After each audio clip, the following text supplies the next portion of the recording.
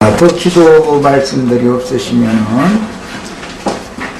누가복음 19장 11절부터 27절까지 같이 말씀을 차근차근 읽고 이 말씀을 가지고 형제자매들이 자유롭게 같이 말씀을 나누시겠습니다. 자, 성경 읽습니다. 저희가 이 말씀을 듣고 있을 때에 비유를 더하여 말씀하시니 이는 자기가 예루살렘에 가까이 오셨고 저희는 하나님의 나라가 당장에 나타날 줄로 생각합니다. 가라사대 어떤 귀인이 왕위를 받아가지고 오려고 먼 나라로 갈 때 그 종 열을 불러 은 열 문화를 주며 이르되 내가 돌아오기까지 장사하라 하니라.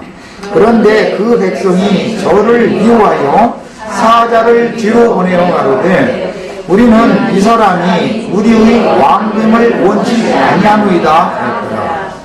죄인이 왕위를 받아가지고 돌아와서 은준 종들의 각각 어떻게 장사한 것을 알고자 하여 저희를 부르니 그 첫째가 나와 가로되 주여 주의 한 문화로 열 문화를 남겼나이다.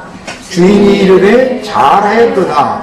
착한 종이여 네가 지극히 작은 것에 충성하였으니 열 꼴을 다스릴 권세를 차지하라. 그 둘째가 와서 가로되 주여 주의 한 문화로 5문화를 만들었나이다. 주인이 그에게도 이르되 너도 5꼴을 차지하라 하고 또 한 사람이 와서 가로되 주여 보소서 주의 한 문화가 여기 있나이다. 내가 수건으로 쌓아두었었나이다. 이는 당신이 오만한 사람인 것을 내가 무서워함이라. 당신은 두지 않은 것을 취하고 심지 않은 것을 거두나이다. 주인이 이르되 악한 종아 내가 네 말로 너를 판단하느니 너는 내가 두지 않은 것을 취하고 심지 않은 것을 거두는 오만 사람인 줄로 알았느냐? 그러면 어찌하여 내 은을 은행에 두지 아니하였느냐? 그리하였으면 내가 와서 그 별리까지 찾았으리라 하고 곁에 섰는 자들에게 이르되 그 한 문화를 빼앗아 열 문화 있는 자에게 주라 하니 저희가 가로되 주여 저에게 이미 열 문화가 있나이다.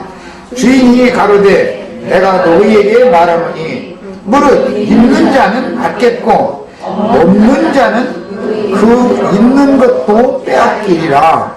그리고 나의 왕됨을 원치 아니하던 저 원수를 이리로 끌어다 내 앞에서 죽이라 하였느니라.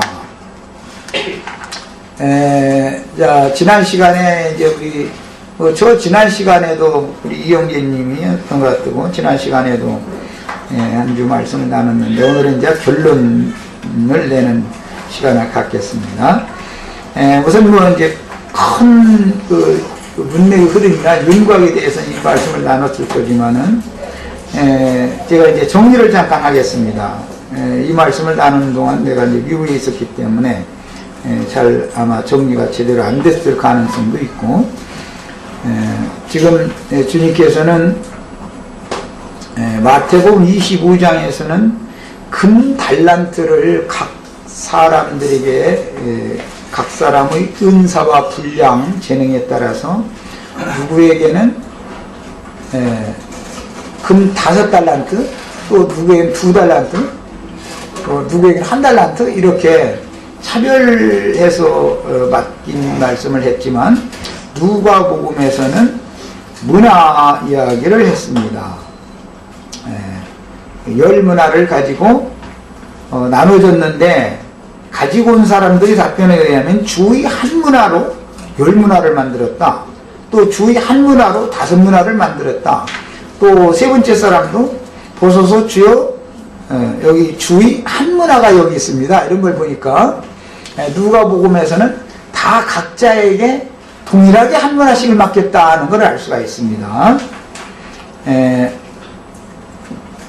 지금 누가복음이 말하고자 하는 것은 하나님 나라의 복음을 맡은 것에 대해서 복음을 맡았으면은 그걸 가지고 가서 장사를 해야 되는 원칙이 있다.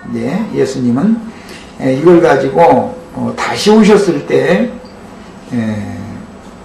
맡은 자들에게 검증을 다 해가지고 일을 남긴 자들에게는 축복의 말씀 주셨지만 일을 남기지 않고 한 문화를 그대로 수건에 싸두었다가 주님 앞에 가지고 나온 사람에게는 그에게 원래 맡겼던 그 한 문화를 빼앗는 이야기를 했습니다. 오늘날 이제 기성교계에서는 한 번 구원을 받으면 절대로 빼앗기는 일은 없다. 이제 이런 걸 아주 강조하지요. 그런데 성경에는 분명히 각자에게 맡겨주신 것을 주님이 다시 오셔서라고 그래 먼 나라에 갔다가 다시 온 이야기를 했는데 이것은 구속받은 영혼들이 구원을 이루고 주님께 시집을 가는 것, 주님이 오시는 것은 곧 나로서는 가는 거니까 그때 그리스도의 심판대 앞에서 은혜로 값없이 받은 구속 그 자본을 가지고 그것을 어떻게 활용해서 얼마만큼의 일을 남겼는가를 검증한다 라는 것을 알 수 있습니다. 그래서 이런 걸 일러서 그리스도의 심판대다 이렇게 말합니다. 고린도 후서 5장 10절 5장 10절이 14절이에요.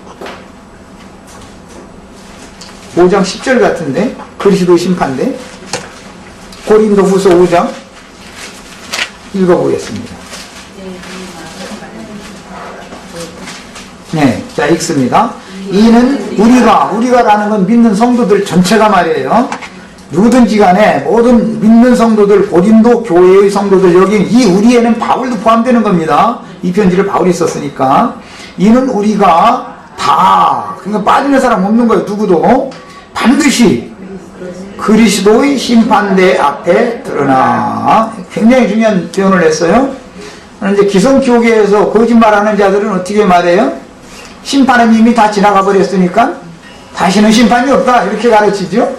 그런데 분명히 성경에서는 믿는 성도들인 우리가 바울 사도도 포함해서요, 우리가 다 반드시 그리스도의 심판대 앞에 드러나 각각 선악간에 그 몸으로 행한 것을 따라서 받는다 이렇게 기록했습니다.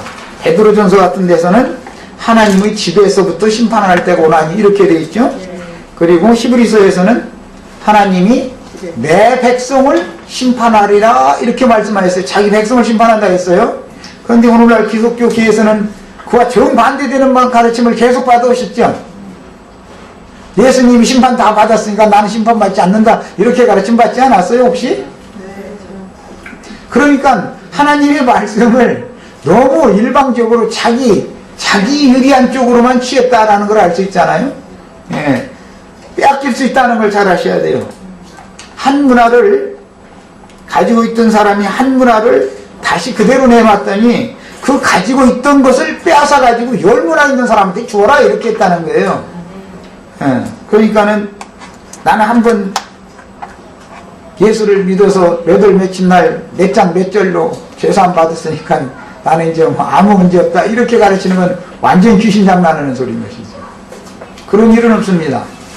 마태복음에서도 25장 27절로 30절 부분 읽고 오겠습니다. 마태복음에서도 동일한 경우로 동일한 말씀을 했습니다. 그렇지만 그것을 잘못 활용하지 않고 있었을 때는 빼앗긴다라는 것을 명료하게 성경은 증거하고 있습니다. 본성 있으시면 안 되겠어요?